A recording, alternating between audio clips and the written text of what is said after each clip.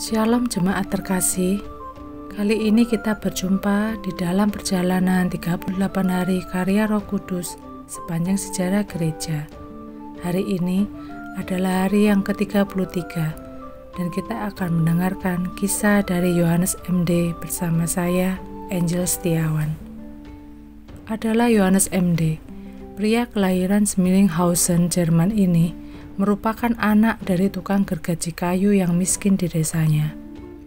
Salah satu tokoh penting yang menjadi cikal bakal Gereja Kristen Jawi Wetan atau kita kenal GKJW. Ayahnya, Yohan MD, adalah seorang tukang gergaji kayu yang memiliki 16 anak.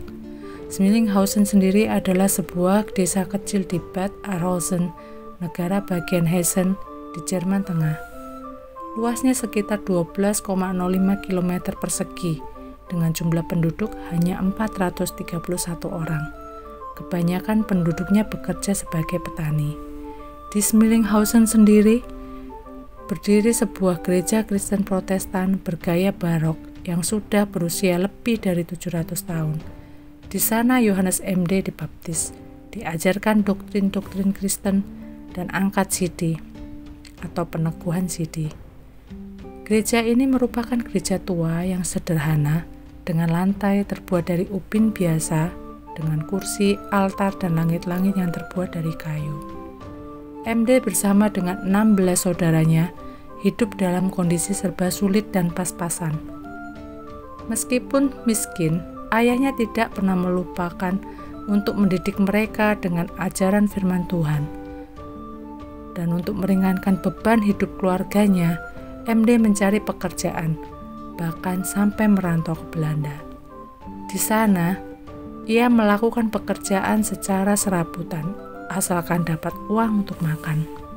Suatu saat, ia mendengar bahwa ada peluang untuk mendapatkan pekerjaan di Hindia Belanda, yang sekarang dikenal dengan Indonesia.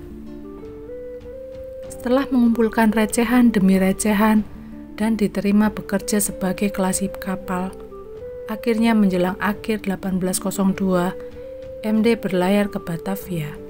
Sesampainya di Batavia, MD terkena wajib militer dan harus ikut berperang melawan bajak laut di perairan sekitar Banjarmasin. Setelah wajib militernya selesai, MD kembali ke Jawa dan menetap di Surabaya. Di sana, dia bekerja sebagai montir arloji dan menikahi seorang wanita pribumi. Setelah hari-harinya disibukkan dengan pekerjaan sebagai montir arloji, di hari Minggunya MD bertindak selaku pemimpin ibadah. MD dan saudara-saudara seimannya mengajarkan Injil Markus bahasa Jawa, terjemahan Bruckner kepada masyarakat di Surabaya. Di samping itu, MD menghadapi kendala karena sebagian besar jemaatnya tidak paham dengan Alkitab bahasa Melayu yang diterjemahkan Leitsdecker. Sedikit demi sedikit, mereka menyadurnya kembali dalam kata-kata yang lebih mudah dipahami.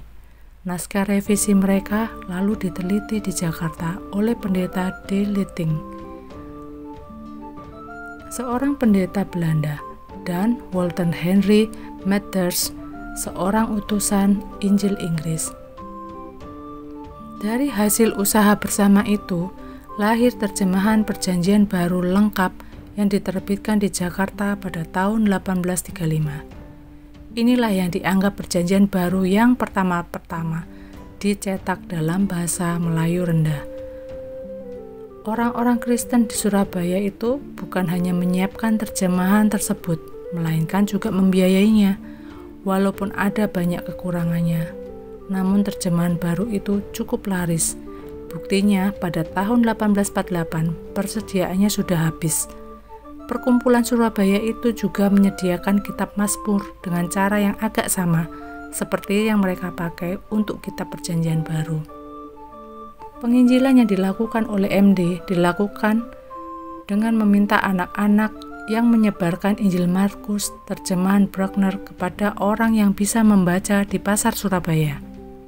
Salah satu orang yang menerima Injil Markus ini adalah seseorang yang bernama Kiai Midah, asal Madura.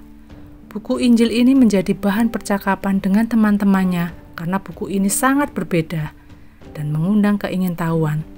MD melengkapi pengetahuan masyarakat setempat tentang kekristenan dan mengingatkan bahwa orang Kristen itu harus dibaptiskan.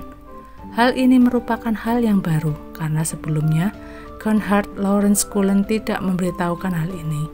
Setelah mendapatkan pengajaran agama Kristen dari MD, Kiai Midah dan teman-temannya menerima baptisan dari pendeta A.W. Meisher di Gereja Protestan Surabaya.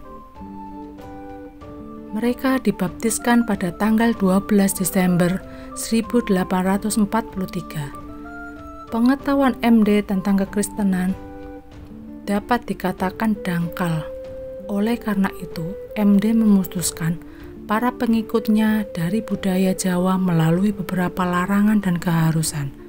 Dengan demikian, Jemaat Kristen MD berbeda dengan Jemaat Cullen. Jemaat MD disebut dengan Kristen Londo karena perilaku budaya mereka diatur menurut budaya orang Belanda. Yohanes MD memang bukanlah misionaris yang dikirimkan oleh sebuah lembaga misi.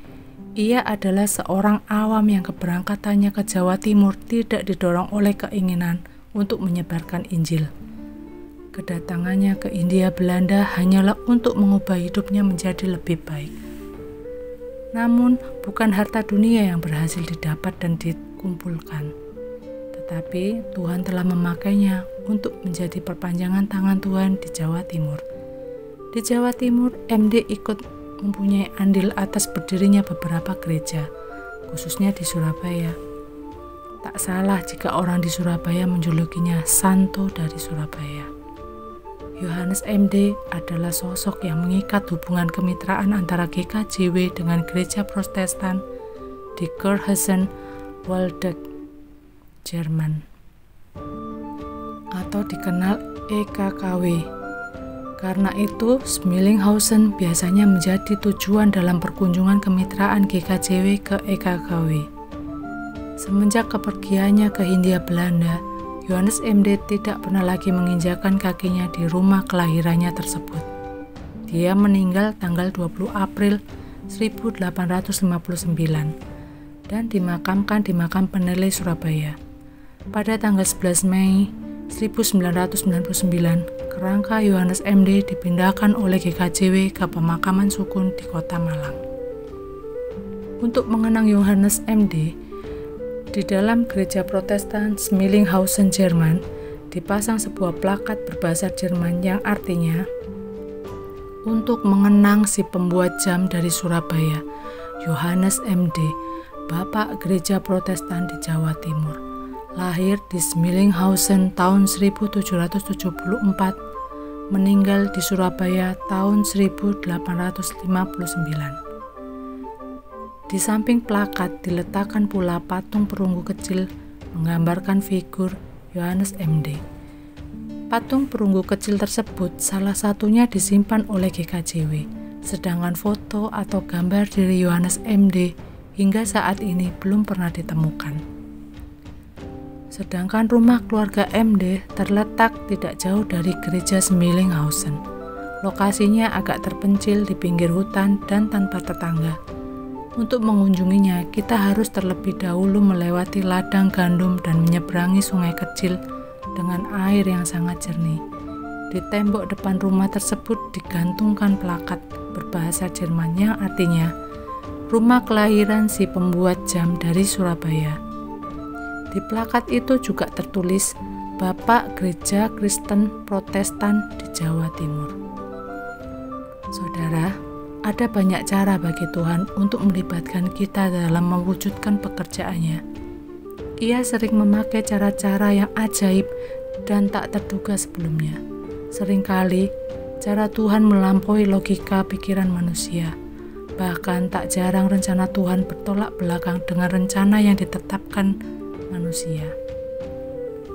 Firman Tuhan di Amsal 16 ayat 9 mengatakan, "Hati manusia memikir-mikirkan jalannya, tetapi Tuhanlah yang menentukan arah langkahnya." Manusia diberikan Tuhan kesempatan memikirkan jalannya, tetapi arah dari langkah jalan manusia itu ditentukan Tuhan. Singkatnya, manusia berencana, Tuhan yang menentukan. Tentu kita sudah tidak asing lagi dengan kalimat ini. Dan memang demikianlah adanya, karena pada suatu ketika kita akan menyadari bahwa seberapa hebatnya kemampuan kita dan sematang-matangnya rencana kita, tetap saja kita tidak bisa melawan kehendak Tuhan. Hati atau pikiran kita bisa berpikir tentang jalan yang menurut kita terbaik, tapi di atas segalanya Tuhan tentu lebih tahu tentang kita, karena Dia sendirilah yang membentuk dan menenun kita sejak dalam kandungan. Agar kita tidak melakukan sesuatu sia-sia, yang terbaik tentu adalah mengetahui apa yang menjadi rancangan Tuhan buat kita dan berjalan sesuai itu. Dan kita tidak akan pernah bisa mengetahui itu apabila kita tidak mulai membangun keintiman dengan Tuhan lewat ungkapan syukur, pujian, ketaatan, dan doa-doa kita.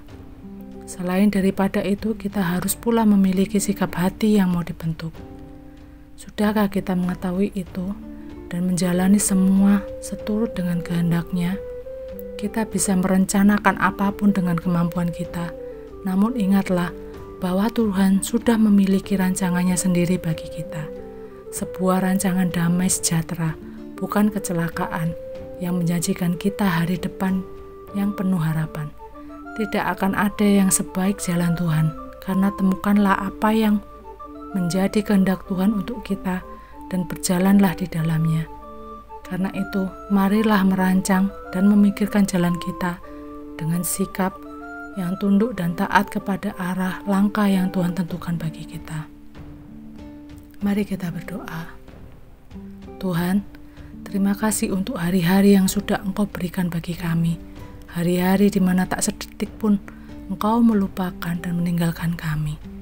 Engkau yang selalu memelihara hidup kami saat ini dan di masa depan.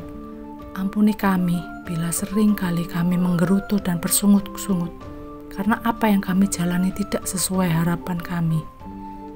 Ajar kami untuk lebih tekun dan lebih dalam memahami kehendak-Mu atas kami, dan persiapkanlah kami untuk dapat menjalankan rancangan-rancangan-Mu Tuhan, agar apa yang kami perbuat dan kami kerjakan dapat menjadi berkat bagi sesama kami, dan nama-Mu semakin dipermuliakan.